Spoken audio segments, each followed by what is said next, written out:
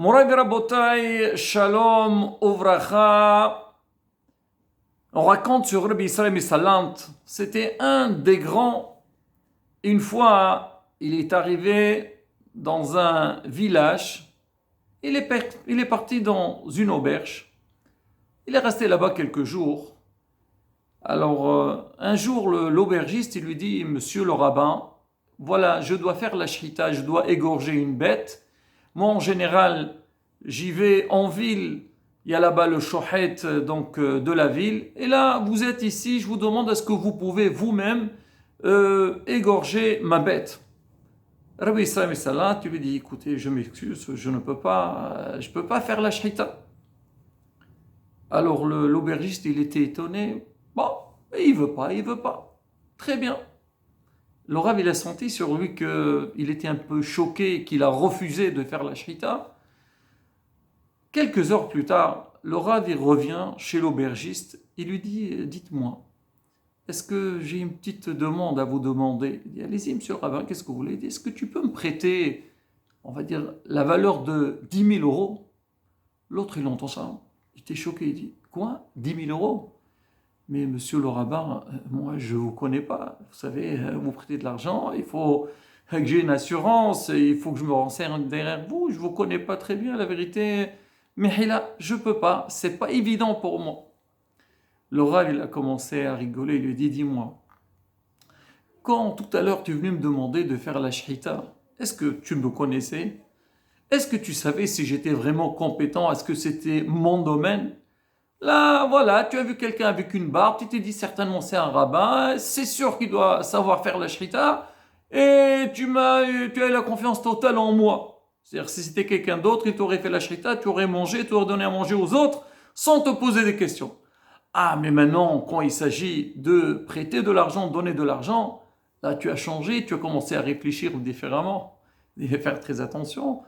De la même manière que toi, pour ton argent, donc tu ne vas pas les sortir comme ça sans réfléchir.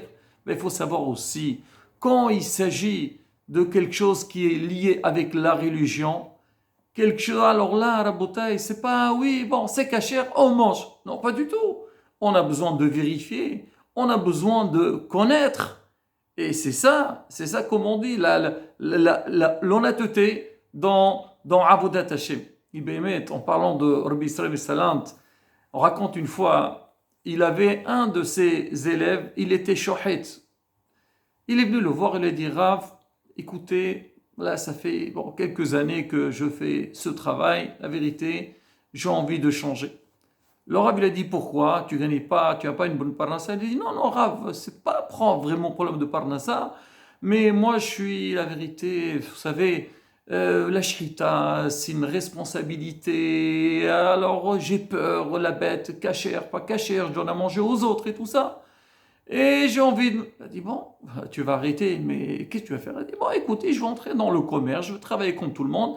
Là, j'ai au moins une tranquillité, j'ai pas cette responsabilité.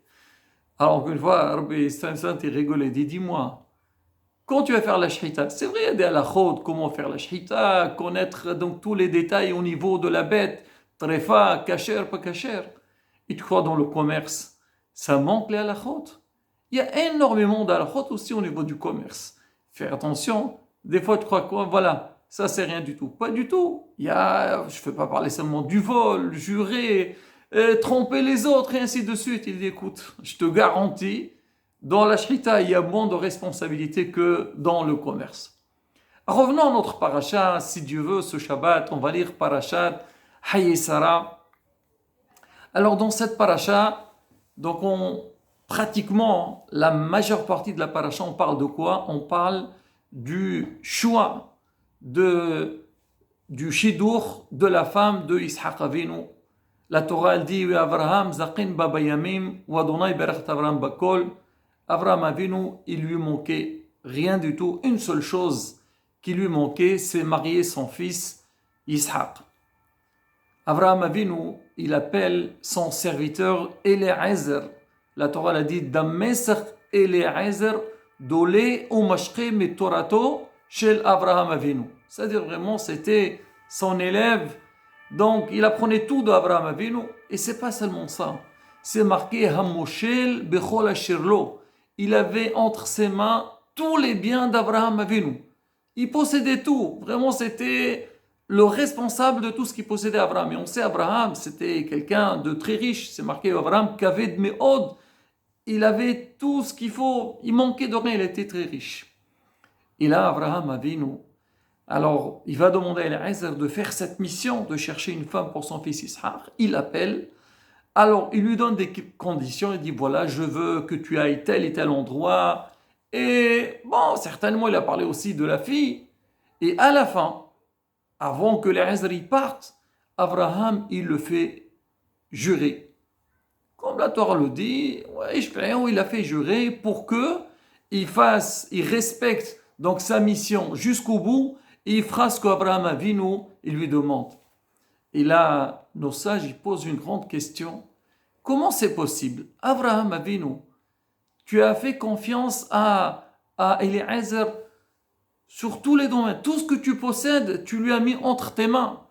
Mais non, c'est normal si tu lui as fait confiance. Même maintenant, pour cette mission-là, chercher une fille pour Ishaq, bien sûr, il faut lui faire confiance. Qu'est-ce que tu as besoin de le faire jurer? Hachamim répondent et disent, de là on apprend quelque chose de très important. Quand il s'agit de quelque chose qui est lié avec Avodat Hashem, quelque chose qui est lié avec le service d'Akadosh Baruch Hu, là il n'y a pas de confiance. Là Abraham Avinu, même il avait tout, il a fait jurer, parce qu'on ne rigole pas avec ça. L'homme, il doit être très très très vigilant dans la vie et faire attention, Haz Shalom, qu'il n'y a pas une faute qui sort de sa main. Et bien, ça c'est un message pour nous dans la vie. On est confronté à ces problèmes. C'est vrai aujourd'hui, que ce soit au niveau de la parnassa, ou que ce soit de tous les domaines de la vie. Quand un homme, il a besoin d'acheter quelque chose, est-ce qu'on dit, voilà, on va te proposer telle et telle chose, est-ce qu'il ferme les yeux et signe tout de suite? Pas du tout. On sait que dans la vie, il y a malheureusement des escrocs. Il y a des fois, même si les gens ils sont pas malhonnêtes, mais des fois, ce qu'ils nous proposent, c'est pas ce qui nous convient. Et on fait des recherches, et on se renseigne, et on vérifie. Et même quand on a vraiment fait le tout, toujours on a une petite angoisse, peut-être, Hazve Shalom, on a fait une mauvaise affaire. Donc, on est soucieux, on a peur que la chose ne réussisse pas. Mais quand il s'agit de Torah mitzvot, là, Rabotai, tu vas voir quelqu'un, il va aller manger. Ah, moi, écoute, il y a la plaque, bah, ça y est, il y a la plaque, ça y est, moi, c'est pas mon problème. Ah, bah, le bédine n'a qu'à se débrouiller. Il va voyager. Oui, tu sais, cet endroit, j'ai vu des gens qui portent une kippa, mais c'est sûr que il n'y a pas de problème. Ah, c'est des... Rabotai. Alors toi, si tu vas aller dans un endroit, tu as vu tes amis qui sont là-bas, qui sont en train de faire des affaires, est-ce que tu vas sauter sur les affaires? Pas du tout. Tu vas leur demander, tu vas te renseigner, et même une fois qu'ils t'ont certifié que c'est des belles affaires, tu vas demander à d'autres, peut-être, non, peut-être ils savent pas, ou peut-être ils vont me rouler, ou on connaît donc cette manière de réfléchir.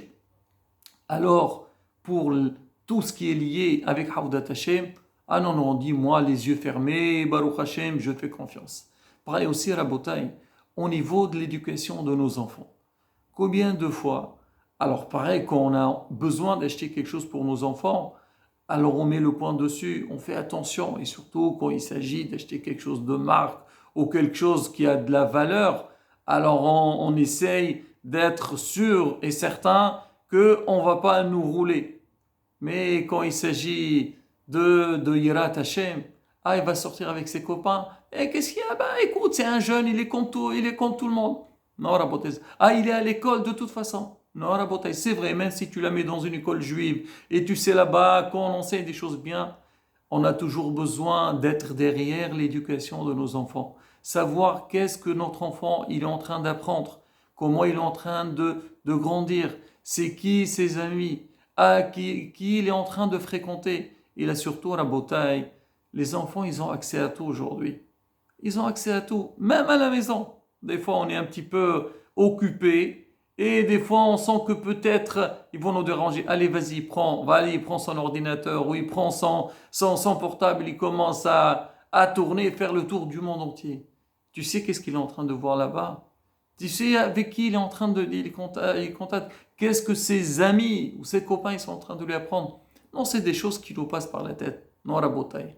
Abraham Avinu, il vient nous apprendre un message très important. Et les Ezer, il avait tout, pratiquement, on disait, c'était comme Abraham Avinu. Quand des choses qui sont matérielles, Gashmiyut, Abraham Avinu dit, ben, c'est pas grave, je ferme les yeux. Et même si Hasbi Shalom, on s'est trompé, c'est pas la fin du monde. Mais quand il s'agit que maintenant on doit chercher une femme pour Ishaq, c'est la continuité, c'est la suite d'Aram Israël. Elle va entrer dans la maison d'Abraham Avinu. Là, on ne peut pas s'amuser, on rigole pas et on fait le nécessaire. Et Bémet Rabotai, surtout dans la génération qu'on se trouve aujourd'hui, on est confronté sans arrêt avec tout ça. On a besoin, c'est pas seulement on doit réfléchir par rapport à nos connaissances. Même aujourd'hui, on a besoin de nous informer, de lire, d'étudier, de connaître. C'est quoi le danger? C'est quoi la gravité de chaque chose? Et Bezrat Hashem, l'homme quand il fait les efforts nécessaires, Hashem il aide. Et bien sûr, la tfila, Kadosh Baruch, priez Hashem, Hashem aide-nous, que Bezrat Hashem, nos enfants réussissent dans leur vie, qu'ils auront une bonne éducation, que éloigne-les des mauvais et qu'ils soient toujours attachés, bien entourés, avec des gens qui sont bien.